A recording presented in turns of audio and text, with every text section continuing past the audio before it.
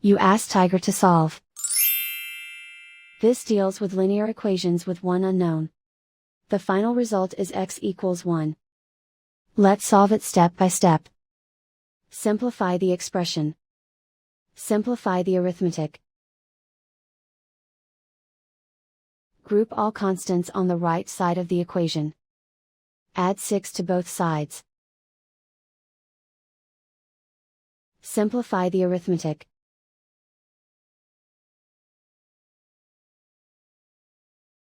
Isolate the x. Divide both sides by 11. Simplify the fraction.